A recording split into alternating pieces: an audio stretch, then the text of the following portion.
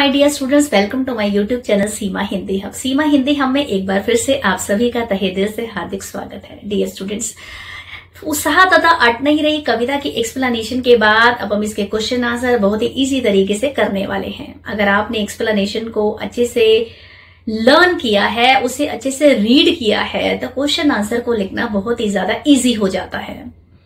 आप question answer को बहुत ही अपनी लैंग्वेज में भी लिख सकते हैं और मैंने बहुत ही इजी लैंग्वेज में इसको एक्सप्लेन किया है। तो चलिए बिना किसी देरी के वीडियो की शुरुआत करते हैं। और हाँ, अगर आपने मेरे चैनल को सब्सक्राइब नहीं किया है तो सबसे पहले मेरे चैनल को सब्सक्राइब करें, इसे लाइक व शेयर जरूर करें। तो चलिए अब बढ़ते हैं अपने क्वेश्चन आंसर की तरफ। क्वेश्चन है, कवि बादलों से फुहार रिमझिम या बरसने के समय गरजने के लिए क्यों कहता है? क्योंकि गरजना विद्रोह का प्रतीक है और कवि लोगों में क्रांति की भावना को पैदा करना चाहता है। चलिए आंसर की तरफ बढ़ते हैं। कवि बादलों से फुहार करने, रिमझिम या बरसने के लिए नहीं बल्कि गरजने के लिए कहता है, क्योंकि गरजना विद्रोह का प्रतीक है। कवि ने बादलों की गरज के माध्यम से लोगों में नूतन विद्रोह का आह्वान किया है। नूतन विद्रोह का आह्वान करना मीन्स क्रांति की भावना को पैदा करना। नूतन विद्रोह का आह्वान किया है मीन्स लोगों के अंदर क्रांति की भावना को पैदा किया है। इंपॉर्टेंट क्वेश्चन है, कविता का शीर्षक उत्साह क्यों रखा गया है? क्योंकि कवि लोगों में उत्साह भर दे, कवि बादलों की गरज के माध्यम से लोगों में उत्साह भर देता है, उन्हें उत्साहित करना चाहता है।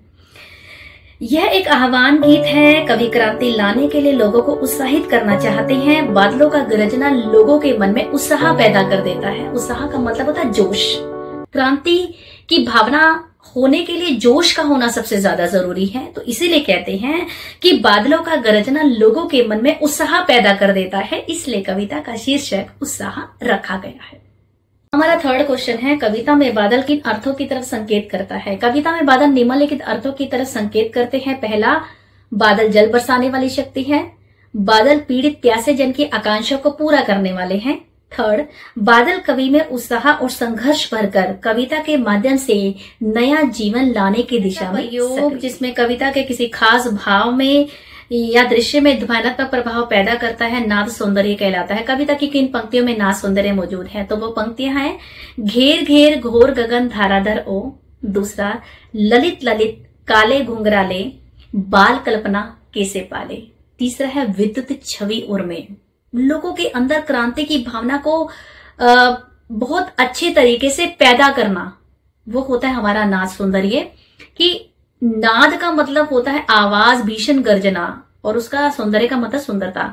कि बहुत खूबसूरती से, बहुत ही सुंदरता भरे शब्दों में इस चीज को बयान किया गया है। घेर घेर घोर गगन धाराधर ओ, कि तुम उमड़ घुमड़ कर ऊंची आवाज करते हुए सारे संसार को घेरते हुए छा जाओ। दूसरा, ललित ललित काले घुंघराले, कि तुम सुंदर और काले घुंघराले बालों वाले जैसे हो, और विद्युत छवि ईर में तुम्हारे हृदय में बिजली की सी। हमारा फर्स्ट क्वेश्चन है, अट नहीं रही है कविता का कि समा नहीं रही है फागुन की सुंदरता। छायावाद की खास विशेषता है अंतर्मन के भावों का बाहर की दुनिया से सामंजस्य बिठाना। कविता की किन पंक्तियों को पढ़कर ये धारणा पुष्ट होती है?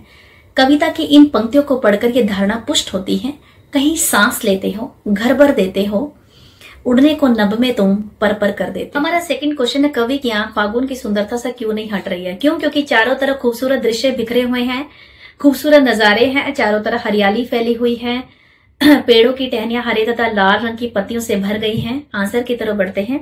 फागुन का मौसम तथा दृश्य बहुत सुंदर होता है, चारों तरफ का दृश्य बहुत ही स्वच्छ होता है और हरा भरा दिखाई दे रहा है। पेड़ों पर कहीं हरी तो कहीं लाल रंग की पत्तियां हैं। फूलों की मंद मंद खुशबू हृदय की सुगंध को पूरे तरीके से भर देती हैं, आकर्षित कर देती हैं। इसलिए कवि की आंख फागुन की सुंदरता से नहीं हट पा रही है, क्योंकि फागुन का महीना इतना खूबसूरत होता है कि एक साथ इतने सारे दृश्य मन में समाये नहीं जा। कवि ने प्रकृति की व्यापकता का वर्णन किन रूपों में किया है? कविता अट नहीं रही है में कवि सूर्यकांत त्रिपाठी निराला जी ने फागुन के सर्वव्यापक सौंदर्य और मादक रूप के प्रभाव को दर्शाया है। मादक रूप का प्रभाव होता है लोगों में मस्ती की भावना को पैदा कर देना। पेड़ पौधे नए नए पत्ते और फूलों और फलों से लद गए हैं, हवा सुगंधित हो गई है, प्रकृति के कण कण में सौंदर्य बिखर गया है। खेत खलिहानों में, बाग बगीचों में, जीव जंतुओं में, पशु पक्षियों में फागुन का उल्लास सहज ही देखने को मिल रहा है कि जब फागुन का महीना आता है, आकाश में बादल उमड़ते घुमड़ते हैं और उसके बाद जो उसकी खूबसूरती देखने को मिलती है तो सभी के अंदर एक मादकता सी आ जाती है, एक मस्ती सी आ जाती है। पक्षी चहचहाने लगते हैं और उसके बाद चाहे वो जीव जंतु हो, उनका भी हमें महकना और चहकना भी सुनाई देने लगता है। फागुन में ऐसा क्या होता है जो बाकी सभी ऋतुओं से भिन्न होता है? तो फागुन का महीना जो फरवरी मार्च के बाद स्टार्ट हो जाता है और बसंत ऋतु का आगमन होता है। वही होते हैं कि पेड़ पौधे जो होते हैं चारों तरफ हरियाली दिखाई देती है, पुराने पत्ते झड़ जाते हैं, नए पत्ते आ जाते हैं और हवा सुगंधित होती है, चारों तरफ हरियाली दिखाई देती है। तो चलिए आंसर की तरफ बढ़ते हैं। फागुन में सब जगह मादकता छाई रहती है, प्राकृतिक शोभा अपने पूर्ण यौवन पर होती है, पेड़ पौधे नए नए पत्तों, फलों और फूलों से लद जाते हैं, हवा सुगंधित होती है, आकाश साफ और स्वच्छ दिखाई देता है, पक्षियों के समूह आकाश में विहार करते हुए मिलते हैं। विहार का मतलब चहकते हैं आकाश में, विहार करना मीन्स घूमते हैं, बाग बगीचों और पक्षियों में उल्लास भर जाता है। इस तरह फागुन का है सुंदरता जो है सब जगह देखने को मिलती है और यही एक चीज होती है, यही एक ऋतु होती है जो बाकी सभी ऋतुओं से बिल्कुल। कविताओं के आधार पर निराला जी की कविता की विशेषताएं लिखी है।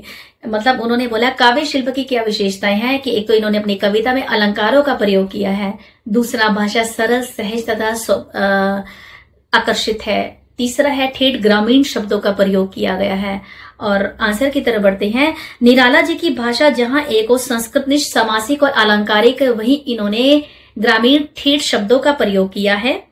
दूसरा, इनकी कविताओं में क्रांति का स्वर मादकता तथा मोहकता भरी है और भाषा सरल सहज तथा प्रवाहमयी है कि लोगों को अपनी ओर आकर्षित करने वाली है। तो ये थे हमारे क्वेश्चन आंसर। उम्मीद करती हूँ कि आपको ये क्वेश्चन आंसर बहुत ही इजी तरीके से समझ में आए। तो ये थे हमारे क्वेश्चन आंसर। उम्मीद करती हूँ कि आपको क्वेश्चन आंसर बहुत ही इजी तरीके से समझ में आए होंगे। अगर आप इन क्वेश्चन आंसर को अच्छे से लर्न करते हैं तो आपके लिए बोर्ड में मार्क्स लेना बहुत ज्यादा इजी हो जाता है।